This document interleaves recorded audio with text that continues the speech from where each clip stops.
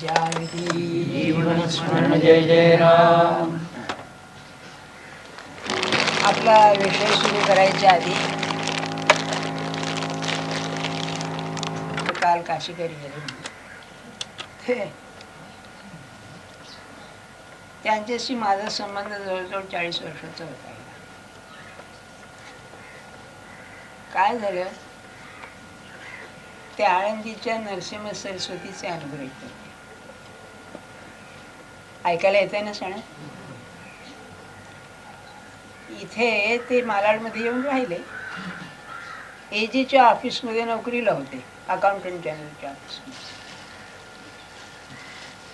आणि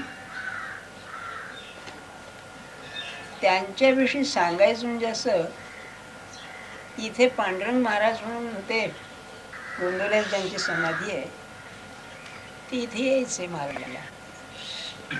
भजनाची त्यांना फार आवड, पांडुरंग. आणि हे तबला वाजवीत. तेव्हा ते आले की यांना वर्दी यायची की तुम्ही या, अशी सुरुवात झाली. आणि पुढे मग महाराज इथे येऊन राहिले. मग ते रोजच यायला लागले भजनाला. आणि त्यांनी सगळ्या आपल्या मुलांना यांना महाराजांच्याकडे लावून दिले. पण एक गंमत सांगतो त्यांचा अनुभव तुम्हाला, की दरवर्षी गोंदवल्याची पुण्यतिथी झाली की नंतर नरसिंह सरस्वतींची पुण्यतिथी असेल आळंदीला, तेव्हा महाराज त्यांना पाठवायचे, जा म्हणायचे तिकडे. आणि एकदा म्हणाले स्वामींना नैवेद्य करावा. ते गेले. गेल्यानंतर पुण्यतिथीच्या दिवशी सहज म्हणाले, तिथे अण्णा घोडबोले म्हणून होते, अण्णासाहेब पटवर्धनांनी त्यांना तिथे राहायला सांगितलं. तेव्हा म्हणाले की बाबा मला स्वामींना नैवेद्य करायचं आहे, तेव्हा काय लागेल सांगा. तेव्हा ते काय म्हणाले,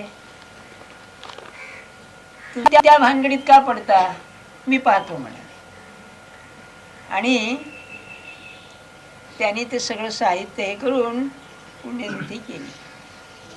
आणि सगळं झाल्यावर म्हणाले, मनासारखं झालं ना, हे ते म्हणाले. नंतर परत आले मुंबईला. महाराजांचं दर्शन झाल्यावर म्हणाले, तुम्ही गेला होता ना? गेलो होतो म्हणाले. तर म्हणाले, आपल्या घरी जर कोणाचं श्राद्ध करायचं झालं तर काळजी करावी, गुरुच्या पुण्यतिथीची काळजी करू नये. ही कशी साक्ष असते बघा. तेव्हा महाराज काय म्हणाले, सत्पुरुषाची अवस्था काय असते आपल्याला कळत नाही. तिथे म्हणले देहाचा भेद दिसला तरी तो भेद नसतो, ते सगळं एक असतं. आणखी त्यांनीच सांगितलेली एक गोष्ट सांगतो, भेद कसा नसतो याबद्दल. नरसिंह सरस्वतींच्याकडे आळंदीला होते ते, बडोद्याचे जज होते शारंग पाणी म्हणून. ते नवरा बायको दोघं यायचे. पुढे ते रिटायर झाले. स्वामींनी देह ठेवला आणि ते रिटायर झाले होते. तर देह ठेवायच्या आधी स्वामींना हे काय म्हणाले की आपण एकदा आमच्या घरी जेवायला या. येईल की म्हणाले.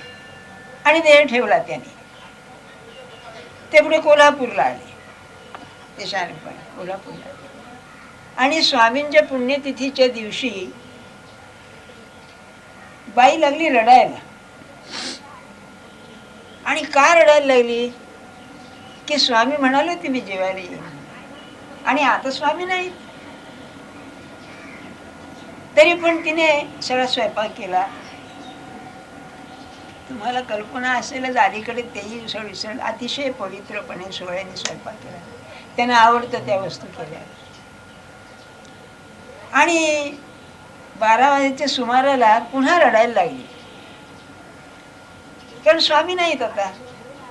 इतक्यात काय झालं, इथे कुंभार गल्लीमध्ये कुंभार स्वामी म्हणून राहत असत. ते कुंभार स्वामी का कुंभार गल्लीत राहायचे. राहायचे कोणाकडे? एका वेश्येकडे राहायचे.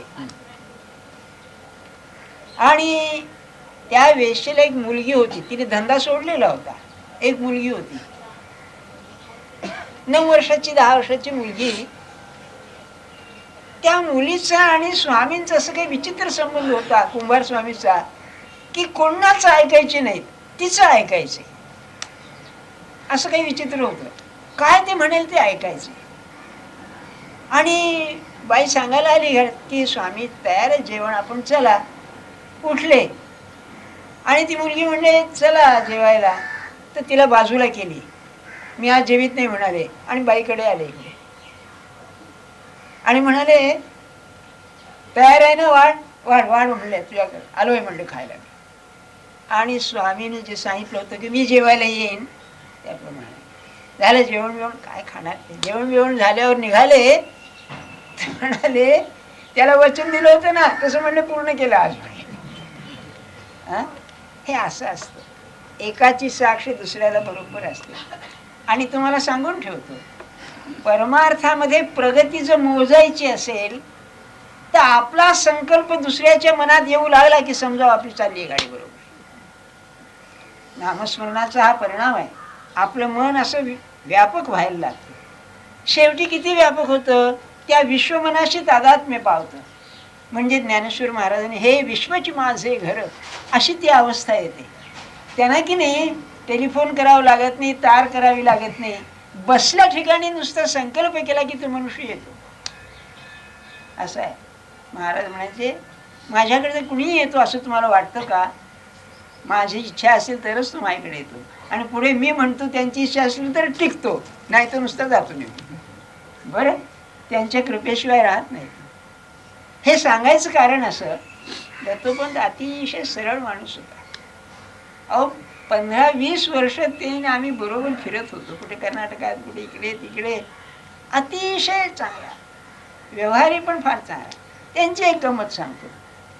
त्यांचा प्रपंच अतिशय उत्तम, मुलं सगळी चांगली शिकली, मुलं बाळ सगळी व्यवस्थित. तेव्हा महाराज त्यांना काय म्हणाले, हे सगळं शास्त्र आऊर आहे बुवा,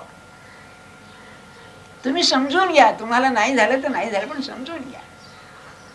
आणि असं बाहेर कोणी सांगणार नाही. मी नाही, महाराजांच्या सारखा कोणी सांगणार नाही. इतका स्वच्छ परमार्थ, 100% परमार्थ. तेव्हा हे सगळं उत्तम प्रपंच. तेव्हा एकदा म्हणाले कसं काय चाललंय, उत्तम आहे म्हणाले सगळं. मुलींची लग्न झाली, मुलं बाळ मारलं. तर म्हणले अफू प्राण घेते, अफू प्राण घेते. एका माणसाने बाजारातून विकत आणली आणि खाल्ली मेला. आणि एका माणसाने आपल्या शेतात पिकवली आणि खाल्ली तर जगेल का म्हणाले. तसं प्रपंच चांगला असणं हे सुद्धा म्हणाले घातक आहे. अरे बापरे, तुम्ही समजून घ्या बुवा काय आहे ते. म्हणून नेहमी म्हणायचे प्रपंचात असं काहीतरी असं की एवढंच नसतं तर बरं झालं असतं. आणि ते असतंच बहुतेक, परंतु तसं पाहिजे. अगदी हा प्रपंच असा आहे. काय सांगावं आपल्याला, सांगण्याचा हेतू काय आपल्याला, ते ऐकायला बसले म्हणजे मला म्हणायचे केशवराव तुम्ही सांगा बा महाराज काय म्हणतायत. कारण काय किती शहाणा मनुष्य बघा. ते काय म्हणायचे, एक उदाहरण सांगतो. त्यांच्या मुलीचं लग्न ठरत होतं तेव्हा दादरला ते ग्रस्त होते आणि ते काहीतरी पैसे मागत होते जास्त. मला वाटतं 6,000 मागत होते असं काहीतरी होतं, ते मला तर बरोबर ध्यानात नाही. तेव्हा ते म्हणाले महाराज मला जे सांगतील ते मला बरोबर आकलन होत नाही. कारण म्हणाले आमकं व्हावं असं माझ्या मनात आहे, त्यामुळे त्यांचं म्हणण्याचं हेतू बरोबर ध्यानात येत नाही. किती शहाणा मनुष्य बघा. म्हणजे आपण त्या सत्पुरुषावर जाताना हातचं राखून जातो काहीतरी, मग ते सांगतील तसं. म्हणजे ते महाराजच म्हणायचे तिकीट काढून यायचं, पुण्याचं तिकीट काढून यायचं. महाराज मी जाऊ ना मग. अरे तिकीट काढणार मला काय विचारतो तुला का मग. पण हा प्रापंचिक लोकांचा स्वभाव असा. म्हणून ते म्हणायचे तुम्ही ऐका, मग त्यांचा हेतू काय तुम्हाला कळेल बरं का. आणि फार सरळ निष्ठा, भेद नाही, काही नाही, कुणाशी वैर नाही, असे माणसं खरं फार चांगले. ते दोघं भाऊ होते, त्यांचे भाऊ होते आत्माराम बुवा म्हणून. त्यांच्या परवानगीने सांगतो. ते म्हणले मला मेल्यावर सांगा म्हणलं. ते गंजट होते, गांजा प्यायचे बरं का. एकदा महाराज निरूपणाला बसले होते आणि बुवा खाली पायरीवर बसायचे. आत्माराम बुवा त्यांचं नाव बरं का. कारण आपण काहीतरी चूक करतो ही भावना गांजा प्यायचं. तेव्हा बसले असताना महाराजांनी असा एक दृष्टांत दिला. म्हणाले की गांजा पिणारे लोक सकाळी एकदा दम मारतात, मग दिवसभर त्याची छाया राहते, असं महाराज म्हणाले. तेव्हा बुवाखाली बसले होते तर सहज महाराज पुढे काय म्हणाले, एके दिवशी एका माणसाला गांजाची सवय असलेल्या चिलीम घेतली, पण ते फडकं सापडे ना, त्याला खाली फडकं असतं. तर म्हणले त्याला काय म्हणतात, तर बुवांनी सांगितलं छापी म्हणतात. तेव्हा महाराजांनी विनोद केला, कुणी सांगितलं हो म्हणले. अशी मजा. पण दोन भावात, पण त्या माणसाची निष्ठा म्हणजे काही विचारू नका, जबरदस्त निष्ठा अगदी. म्हणजे आत्माराम महाराजांच्या अहो आपण असे आहो. त्यांना एकदा महाराजांनी सांगितलं तुमचे दोन भावात फरक किती म्हणाले, पण एवढं करा, व्यसन सुटत नाहीये ना त्याची प्रार्थना करा म्हणा, की ह्या व्यसनामध्ये मला जे पश्चाताप वाटेल तो असा तीव्र करा की हे सुटून जाईल. आणि ते सुटलं. काय बघा, एक एक सांगावं एवढाच सहवास काय. आणि शेवटी सांगतो काय आहे आपला विषय सुरू करा, आधी उशीर झालाय. काय असं असतं, एखाद्या मोठ्या पुरुषाजवळ एक 5-10 माणसं असतात त्यांच्या अंतरंगातली. तसे आम्ही की नाही इतके वर्ष वावरलेलो, हे शेवटचा पत्ता होता हा गेला, आता मी एकटा राहिलो. अहो काय असं होतं ना, तुम्हाला कल्पना नाही, त्यांच्याशी महाराजांची गोष्टी बोलायला लागले ना, दोघांच्या डोळ्याला अश्रू यायचे. हो असं बोलले, असं केलं, असं काय सांगा. जसं दोन नवरा बायको असतात, 5-50 वर्ष लग्नाला झाली आणि पूर्वीच्या आठवणी काढू लागल्या, म्हणजे जसं प्रेम येतं नवरा बायको, तसं हा सहवासाचा आहे बघा. म्हणून आतमध्ये कुठेतरी असं वाटतं की गेले फार चांगले होते, अतिशय निष्ठावान, जपाशिवाय दुसरं काही केलं नाही, फार चांगले. आणि भजनाचं आधी आर्ततेनं भजन म्हणत, तुम्हाला पुष्कळांना अनुभव आहेच, गोड साधं भजन म्हणायचं आहे विचार. असं काय काळच हा असा आहे. त्यांच्या मुलांनी काल मला एक सांगितलं, ते मला अतिशय आवडलं. काय आहे, नवरा बायकोंच्या पैकी एक जर गेलं ना, समजा बायको गेली तर नवऱ्याला असं वाटतं माझं कोण आहे. अगदी एक चांगला माणूस, त्याचं नाव सांगत नाही मी, महाराजांच्या निष्ठा महाराजांचा सहवास झालेला, आणि बायको गेली, त्यांना जलोदर झालं, ते शौचाचं वगैरे करावं लागेल, सून सगळं करायची बरं का, मनापासून करायची. त्यांना चहा लागे 2 वेळा, सकाळी एकदा आणि पुन्हा 9 वाजता. तर ती करून द्यायची, पण एखाद्या कामात विसरली तर हे सांगायची नाहीत. म्हणजे काका असं का सांगायला संकोच वाटतो म्हणाले. म्हणजे किती हे होतं, असं पुरुषाची कुचंबणा होते. आणि बाई जर राहिली मागे तर आता माझं कोण आहे, एक गौणपणा येतो तिला. गौणपणा म्हणजे तिचं स्थान समाजात घरात थोडं काहीतरी कमी आहे. असं खरं तसं नसावं वास्तविक, पण असं वाटतं. तर ह्यांची आज 10 वर्ष झाली बायको जाऊन. तर काल त्या मुलांनी मला असं सांगितलं, कधी चिडचिड नाही, कधी तक्रार नाही, कधी नाराजी नाही. हे बुवा खरंच चांगलं अतिशय साधकाचंच काम आहे. बरं त्यांना बरं आजार बिजार होतच असं झालंच होतं की, पण नाही कधी केलं नाही. हे खरी कृपा आहे नामाची, आणि नामाशिवाय दुसरं काही केलं नाही त्याने. 2 वर्षापूर्वी इथे असे पाऊस पडत होता, आम्ही थांबलो मध्येच. तेव्हा मला म्हणाले काकड आरतीच्या याच्यामध्ये की म्हणले माझे हात धरले, म्हणले तुम्हाला सांगतोय तसं बरं नसतं, म्हणले मला त्रास होतो, पण एकदा नामाला मी बसलो की मला महाराजांशिवाय काही आठवत नाही म्हणे, तुम्हाला म्हणून सांगतो म्हणाले. हां बघा 89 वर्षाचं वय होतं त्यावेळेला, पण कसं बाहेरून कधी दिसलं नाही, साधे दिसले अगदी, पण मला महाराजांशिवाय काही आठवत नाही. हे जी तयारी आहे किती घेण्यासारखी आहे. त्यामुळेच की नाही घरात इतके सरळ वाढले. म्हणून शेवटी सांगतो, आता असं आहे, मी तत्वज्ञानाचा विद्यार्थी आहे, तेव्हा मोठे मोठे विचार वाचायची ऐकायची सवय आहे मला. तेव्हा मी एक माझा विचार ठरवलेला आहे, परमार्थ म्हणजे काय हो, परमार्थ म्हणजे शांतपणे मरण येण्याची विद्या, हा परमार्थ आहे. परमार्थ पचला केव्हा, मृत्यू आलाय समोर आणि शांतपणे तोंड देतोय, याचं नाव परमार्थ आहे. परिस्थिती काही काय असते ते त्यांनी केलं. अर्ध असं खेळ खलास झाला सगळा, आणि ते बरंच झालं, फार आजारी नाही असं. आता आपला विषय सांगतो, तो थोडक्यात आठवतो. का हो माझ्यावर म्हातारपणाचा परिणाम झाला का? चराट लांबवतो का मी? पण मी म्हातारा नाहीये, वयस्कर आहे. हो म्हातारा का? अरे ज्याची बुद्धी थकली तो म्हातारा, माझी नाही बुद्धी थकली. आणि नाम घेण्याची बुद्धी तर नाहीच नाही थकली. हो अरे त्याने ठेवलंय राहायचं, ज्या चाललं की चालले. आमच्याकडे की नाही मुसलमान नाही, भैया वेगळं राम भोलो भाई राम बरं का म्हणतात, ते चालले. आणखी दुसरं काय म्हणतात, राम नाम सत्य आहे त्या वेळेला बरं का. त्याची सुद्धा गंमत अशी आहे, मेलेला मनुष्य प्रेतच असतो, बाकीचे म्हणतात आणि तिथे जाऊन दारू पितात स्मशानात जाऊन. काय तर जगात सांगण्यात येतो काय. आपला विषय असा आहे. काय सांगितलं तुकाराम महाराजांनी? तुका म्हणे आम्ही बाळे देवाची लढीवाळे, होय ना. आजचा अभंग सांगतो मग पुढचा याचा अर्थ सांग. आजचा अभंग असा आहे, आवडे हे रूप गोजिरे सगुण, पाहता लोचन सुखावल. आता दृष्टी पुढे ऐसा चितूर आहे, जो मी तुझं पाहे पांडुरंगा. लाचावले मन लागल इसे गोडी, ते जीवे न सोडी ऐसे झाले. बरं का, 3 ओळी समजल्या ना. आता काय मागतायत बघा. तुका म्हणे आम्ही बाळे लढीवाळे, तुका म्हणे आम्ही बाळे लढीवाळे, पुरवावे आळे माय बापे. आळी म्हणजे हट्ट. तर तू माझा मायबाप आहेस, आई आहेस, माझा हा हट्ट आहे, हा तू पुरव. म्हणून म्हणलं ना की आम्ही बाळे आहोत. आता बाळ व्हायचं म्हणजे काय, त्याची 2-3 सांगतो आपल्याला. त्या इंग्लिशमध्ये असं म्हणतात, या संकल्पनांना, कॉन्सेप्ट, परमार्थाच्या संकल्पनांना 2-3 बाजू असतात.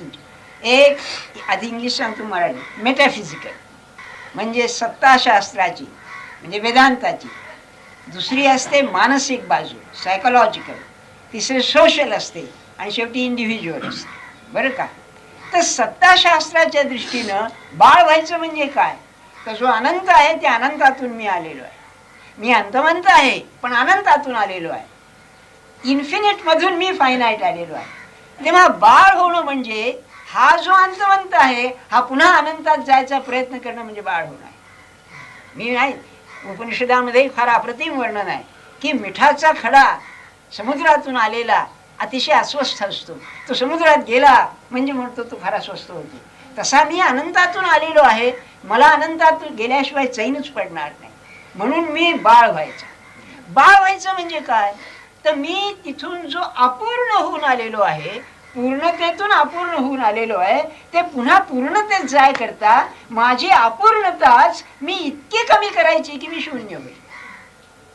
बिंदू ही सिंधू समान, कबीराचा दोहा आहे, ते व्हायचं. बरं का. मानसशास्त्रा दृष्टीने काय आहे की माझं मन जे आहे ना हे खंडित मन आहे, फ्रॅगमेंटरी असा कृष्णमूर्ती शब्द वापरतात. फ्रॅगमेंटरी म्हणजे कसं बघा, माझा 3.5 हाताचा देह आहे ना तेवढंच माझं मन आहे. नाही, माझं मन फार मोठं आहे. किती मोठं आहे, विश्वाला व्यापणारं मन आहे. बरं का. स्वामी रामतीर्थांचे गुरु होते भगत धन्नाराम म्हणून. ती योगवाशिष्ठाचा अभ्यास करीत, चांगला साधारण माणूस होता. त्याने संकल्प सिद्धी मिळवली. म्हणजे काय केलं, तर बसल्या ठिकाणी संकल्प करायचा की आमका मनुष्य मला भेटायला यावा. तो संकल्प असा जोराने करायचा की त्या माणसाच्या मनात यायचं आपण जावं जावं आणि तो यायचा. बरं का. तर ही जी शक्ती आहे जी सामुदायिक मोठ्या मनावर आघात करते, ही वाढवणं म्हणजे परमार्थ आहे. माझं मन माझ्या पुरतं नाही आहे, सगळ्या पुरतं आहे. तुम्हाला सांगू गंमत, एकदा काय झालं, कागवाडला आम्ही गेलो होतो. तिथे एक ग्रस्त आला आणि महाराजांना म्हणाला माझा मुलगा माझं ऐकत नाही. बरं का. सांगायला तक्रारी. तर महाराज काय म्हणाले की त्याला माझ्याकडे पाठवा. बरं का. अहो तो माझं ऐकत नाही, तुमचं ऐकेल कशावर, चाललं पुन्हा तेच त्याचं. तर महाराज शेवटी काय म्हणाले, तुम्ही तरी माझं ऐका म्हणाले. आता ऐकण्याचं नाही गमत. तुम्हाला मी माझा अनुभव सांगतो, ऐकण्याची बुद्धी अतिशय कठीण आहे आणि अलीकडे तर नाहीच नाही. स्वतंत्र बुद्धी, अरे लेका कसली स्वतंत्र बुद्धी, धड परीक्षा पास होत नाही, जीवन तुझं चालत नाही, कसली आली स्वतंत्र बुद्धी, काय आहे. नाही, सत्पुरुषाचं आज्ञा पालन यासारखं भाग्य नाही. हो. आणि दोनच माणसं मी पाहिली. एक महाराज स्वतः, ते म्हणाले माझ्या गुरुची आज्ञा मी कधी मोडली नाही. काय असेल बुवा. आणि काय होतं, महाराजांच्यावर त्यांचं अतिप्रेम. गुरुचं त्यांना बाळ म्हणायचे. बरं, महाराज 14 वर्षाचं वय, बाळ म्हणायचे. आणि रात्री त्यांना कुशीत घेऊन निजायचे पलंगावर. तर महाराज म्हणाले भाऊसाहेबांना की गुरुच्या अंतरुणाला पाय लागतील म्हणून मी पाय खाली लोंबत ठेवायचा. भाऊसाहेब 9 महिने मला झोप नाही म्हणाले. अहो, असं अर्धवट कसं झोप येईल? हा, इतकं प्रेम. आणि गुरुची आज्ञा मी कधी म्हणून. आणि दुसरे ब्रह्मानंद महाराज, भीमराव त्यांचं सांगत की सहज एकदा ते कोर्टातून आले आणि ब्रह्मानंद महाराज आत पडले होते खोलीमध्ये. त्यांचे हात पाय चेपीत बसले होते. तेव्हा म्हणले काय रे? म्हणाले महाराजांनी तुला काय सांगितलंय? असं आपलं बोलणं निघालं कानडीमध्ये. ते त्यांनी सांगितलं जप कर, अमक कर, मानसपूजा कर. बरं का, तू करतोस का? म्हणाले. म्हणाले मानसपूजा कधी कधी चुकते म्हणाले. तर ते म्हणाले आता ते यांचे शब्द रांडीच्या म्हणाले काय ऐकतोस म्हणाले. बरं का, असं काका ते ना असं म्हणाले काय ऐकतोस म्हणाले.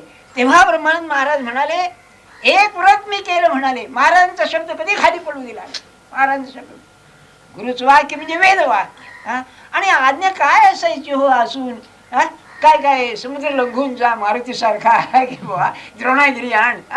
फालतू आज्ञा असायची. काही नाही बुवा, सकाळी उठल्याबरोबर ती हांतरुणात बसून जप करा एवढीच आज्ञा असायची. काय आज्ञा म्हणून असायची नाही का. अतिशय कठीण आहे आज्ञा पालन. म्हणजे मनात सुद्धा येतं कामाचं नाही. ते बोलले तसंच बस. म्हणून भाऊसाहेब म्हणायचे त्यांच्या बोलण्याचा अर्थ काढू नका, सरळ अर्थ नाही घ्या. बरं का, नाही तर आपण की नाही मग असा हेतू असेल का तसा हेतू असेल ते नाही, सरळ सांगितलेलं का. तेव्हा सांगण्याचा हेतू आपल्याला असा की ही जी बुद्धी तयार करायची आहे, ही बुद्धी तयार करणं हे परमार्थाचं काम आहे. त्याकरता काय करायला पाहिजे. आपल्या बुद्धीचा धर्म असा आहे आतमध्ये जे विचार आहेत तेच बाहेर दिसतात. एक अप्रतिम उदाहरण सांगतो आपल्याला. बांगलादेशमध्ये 5-6 वर्षापूर्वी मोठा पूर आला, भयंकर मोठा पूर आला. किती फॅमिलीज म्हणजे कुटुंब सगळी वाताहत होऊन गेली. तेव्हा एका गृहस्थाची, एका प्रोफेसर होता बंगाली, त्याची मुलगी हरवली. पण पुढे ते काही लोक सापडले, त्यामध्ये याची मुलगी सापडली आणि तिला त्यांनी येला. त्याला तार आली की बा मुलगी सापडली आहे तुमची, म्हणून हा गेला. तेव्हा त्या बोटीतून उतरले. आणखी वाळवंटावरतीच बाप आणि मुलगी दोघं जण जेवायला बसले, काहीतरी खायला बसले. त्यांच्या बाटलीमध्ये स्पिरिटची बाटली पाणी होतं. तेव्हा एक मनुष्य पोलीसकडे गेला आणि म्हणाला एका माणसाने मुलगी पळवून आणलेली आहे आणि दारू पितोय. याला तुम्ही काय म्हणाल. जसं आतमध्ये आहे तसं बाहेर आहे. बरं, परमार्थात हे आहे आतमध्ये बुद्धी तयार व्हायला पाहिजे. आत आपलं स्वच्छ झालं की जग स्वच्छ असेल. आपण सुंदर आत झालं की जग सुंदर असेल. तेव्हा ते होण्याकरता तुकाराम महाराज देवाजवळ मागतायत की देवा एवढी आळी म्हणजे हट्ट, लहान मूल आहे ना तू पुरव. का बरं असं मागतायत. हक्क काय आहे. लहान मुलाचा, तान्ह्या मुलाचा जर मोठ्यातला मोठा गुण असेल ते ईश्वरावर अवलंबून असतो. याला आलंबन भाव म्हणतात संस्कृतामध्ये, भक्तिशास्त्रामध्ये आलंबन भाव. म्हणजे तुझं कोण आहे, आधार कोण आहे जगात, परमात्मा आहे, दुसरं नाही. तान्ह मूल बघा किती एकदा रडायला म्हणजे आईने घेतल्याशिवाय स्वस्त बसणार नाही. अहो तुम्ही बाप आहात, तुम्हाला कल्पना असेल. मूल रात्री रडायला लागलं तुम्ही मांडीवर घेतलं आणि जर थांबे ना तर थोबाडीत मारायचं त्याला तुम्ही. आई नाही मारायची कधी नाही का. आई शिवी देईल पण अंगाला हात नाही लावायची. किती हे असतं बघा. माझ्या म्हणण्याचा हेतू असा की हे जो हट्ट आहे ना हा हट्ट तू पुरव. कारण मला तुझ्याशिवाय आलंबन नाही. बालवृत्तीमध्ये हे फार महत्वाचं आहे. तुझ्याशिवाय मला कोण आहे, कोणीच नाही. मग माझा काय हट्ट पुरव की तुझं जे गोजिर, गोजिर शब्दामध्ये फार मार्मिकता आहे. सुंदरही आहे आणि नाजूकही आहे. बरं का, याचं नाव गोजिर. गोजिरवाणा म्हणतो ना आपण. अहो काय सांगावं गोजिरवाण्याची गंमत. गाढवाचं पिल्लू सुद्धा गोजिरवाणं दिसतं म्हणतात. इतकं सौंदर्य आहे त्यामध्ये. याचं कारण काय माहितीये का. याचं कारण असं आहे की निसर्गातून ते ताजं आलेलं असतं ना ते अतिशय सुंदर असतं. लहान मूल बघा. एक नाटककार होते रेडिओवर, त्यांचं नाव मी विसरलो, नाही ते विसरलो मी. तेव्हा ते मला सांगत होते त्यांच्या बायकोचं पोट दुखायला लागलं म्हणून गाडीत व्हिक्टोरियामध्ये घातलं आणि KEM मध्ये तिथे वाडी हॉस्पिटलमध्ये नेऊ लागले. तर ते गाडीतच बाळण झाली त्या व्हिक्टोरियामध्ये. त्यांनी लावला पडदा लगेच त्या गाडीवाल्याने आणि व्हिक्टोरिया. तर ते मला सांगत होते की ते पोर मी हातात घेतलं, मी सौंदर्यानं म्हणजे माझ्या डोळ्याला पाणीच यायला लागलं, इतकं नाजूक आणि इतकं सुंदर. बरं, असं आहे निसर्गातून आलेलं. तेव्हा गोजीरवाण्याचा अर्थ असा की भगवंत कसा आहे, नुकता लहान मुलासारख्या निसर्गातून आलेला आहे. म्हणून आवडे हे रूप गोजीरे सगुण. परमात्मा निर्गुणच आहे हो, तो सगुणात येणं म्हणजे जन्मच आहे त्याचा. आणि तो गोजीर आहे, खरा आहे, अगदी गोष्ट खरी आहे. एकदा काय झालं, असंच गुरुपौर्णिमेचा उत्सव झाला आणि ते बिल्डिंग होतं. रात्री 11 साडे11चा सुमार. तेव्हा मी हे काशीकर होतेच त्या दिवशी. ते रामदास म्हणून ते होते, 2-4 माणसं तातेसर महाराजांसमोर उभे राहिले आणि एकदम त्यानं उसास आला, रडायचा, म्हणजे अश्रू आले डोळ्याला. ते छान झालं. म्हणजे काय काय वाटलं तुम्हाला? तर म्हणाले त्यांना आवडती ती वस्तू झाल्याबरोबर स्फुरण चढलं म्हणाले. म्हणजे त्या दिवशी ते इतकं सुंदर दिसायला लागले, महाराज इतके सुंदर दिसायला लागले, कारण अन्नदान झालेलं, भजन झालेलं, त्यांना जे आवडीचं ते बघा. हा जो भाव आहे ना, हा गोजिरा आहे, हा गोजिरा भाव आहे. बरं का? अहो देहात असताना आता महाराजांचं वय 65 आणि 64, म्हातारपण की हो, पण महाराज नाचले भगवंतासमोर, नाचले रामासमोर, म्हणजे इतके सुंदर दिसत आणि नाचत इतके सुंदर की ते बसल्यावर बायका दृष्ट काढीत असत. काय असेल मला सांगा. आणि हे लक्षण आहे बालवृत्तीचं. आपल्या मुलाला कुणी येऊन हात त्याला गेला तर बायका दृष्ट काढतात, नको बाई त्याच्याशी, नाही का? हे आहे. तर आपल्याला त्यांच्याकडे पाहिल्यावरती हा भाव आला पाहिजे. गोचिरे सगुण, नाही का? मला सांगता येत नाही, पण मला तुमचं भावार्थ समजतो ना, भावार्थ समजून घ्या. मला कुठे तेवढं प्रेम आहे म्हणून सांगता येईल, पण पाहिल्यावर असं वाटतं की पाहतच राहावं बस, नाही का? हो, एक बाई मी अशी पाहिली माझ्या नात्यातलीच, की लहान पोर याच्यात निजलेलं आहे पाळण्यात, तानं पोर, 3-4 महिन्याचं पोर, छान. बरं का? पाजायची वेळ झाली, ते निजलेलं आली तर दूध आवडेना असतं व्हायला लागले. काय असेल मला सांगा, काय प्रेमाचं असेल ते जाऊ द्या. असं त्यांना पाहिल्याबरोबर, गुरुला पाहिल्याबरोबर, भगवंताला पाहिल्याबरोबर अंतःकरण नुसतं हे होऊन गेलं पाहिजे, विरघळलं पाहिजे, द्रवरूप झालं पाहिजे, म्हणजे समजावं प्रेम आलं. ते तुकाराम महाराज मागतायत. असं भगवंताची मूर्ती ज्याच्या हृदयात राहिली, भगवंत जाईल कुठे मला सांग. मग आता ईसाची तू दृष्टी पुढे राहे, जो मी तुझं पाहे पांडुरंगा. या ओळीमध्ये अतिशय मार्मिकता आहे. असं आहे, आपण व्यवहारी माणसं, आपण नेहमी व्यवहार करणार, इकडे जाणार तिकडे येणार. अहो परमात्माची मूर्ती का बरोबर का घेऊन जाणार तुम्ही? शक्यच नाही. मग माझ्या दृष्टीपुढे असा तू राहा, याचा अर्थ असा की माझ्या अंतःकरणात येऊन राहा, की जिथे जाईन तिथे मी तुला बरोबर नेईन. तुम्हाला मी मागे सांगितलेलं आहे, रमण महर्षींच्या कडे तो युरोपियन गेला, कृष्ण प्रेम, त्याच्याजवळ कृष्णाची मूर्ती होती त्याच्या उपासनेची, त्याच्या पिशवीमध्ये. तेव्हा रमण असे ते, त्यांना गुडघ्यांचं दुखणं होतं, आर्थरायटिस. तेव्हा असे आडवे असत पाय लांब करून, आणि तू कशाची उपासना करतोस म्हणल्यावर त्यांनी ती मूर्ती काढून दाखवली. उठले, ती हातात घेतली, त्यांच्या डोळ्याला पाणी आलं. हा खरा ज्ञानी भक्त आहे म्हणाले. कसा असेल बघा. म्हणजे त्या मूर्तीवरती सुद्धा आपल्या उपासनेचा परिणाम होतोय. काय याच्यामध्ये असं गेला कोणी भक्त तर मूर्ती काळी पडते म्हणतात, ही गोष्ट खरी आहे ती. अहो महाराजांनी स्पष्ट सांगितलंय, तुम्ही जर मनापासून उपासना केली तर तुम्ही उपासना जी करता त्यावेळेला तो हजर असतो. त्यावेळेला स्पष्ट चरित्रात आहे ना, असं वचनच आहे त्याचं. म्हणजे आता माझ्या दृष्टीपुढे तू असा राहा, याचा अर्थ असा माझ्या इथे येऊन स्थिर हो. नाही तर कसं नेणं त्याला शक्य आहे? बरोबर, जेथे जातो तेथे तू माझा सांगाती ना, तेव्हा तू आतमध्ये स्थिर झाला पाहिजे. बर, का झालं असं माझं? का मी मागतोय असं? लाचावले मन. थांबा, हे कसं होईल सांगू का? मला काही गाता येत नाही, पण मला गाण्याची आवड आहे. आणि एखादं मी गाणं ऐकलं, अतिशय सुंदर गाणं, गोड सुर लागलेलं ऐकला, तर माझ्या डोक्यामध्ये तास 2 तास तो राहतो. मला गाणं येत नाही, मला गाणं समजत नाही इतकं, पण ते डोक्यात राहतं, ट्यून राहतो ना डोक्यामध्ये. तसं रूप का राहू नये? माझा आर्ग्युमेंट हे आहे, जर हा नाद राहू शकतो तर रूप का राहू शकणार नाही? तुम्ही जाल तिथे बरोबर राहील, नाही का? बरोबर राहू शकेल. ते प्रेम आलं पाहिजे. ते प्रेम आता या ओळीत सांगतायत, लाचावले मन लागेल इसे गोडी.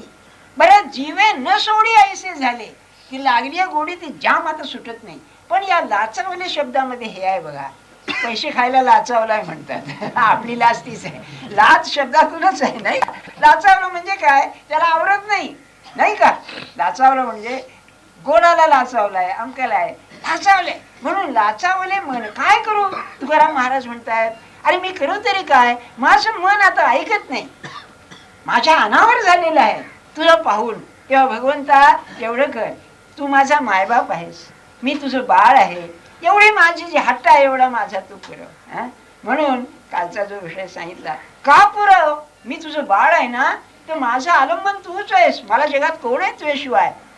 तुम्ही पेपरमध्ये वाचलं असेल ना, मध्ये कुठेतरी एक हारला विरला एक पोर सापडलं बघा, नाही 2-3 दिवसाचं पोर, पोलिसांनी पुष्कळ प्रयत्न केला आणि ते मग ती पोरगी म्हणजे कोणाची हे कळलं नाही, कोणतरी टाकून दिली असेल. नाही सांगण्याचा हेतू काय, असं पोर जगणं कठीण घेऊ नाही का, आई विरहित असं.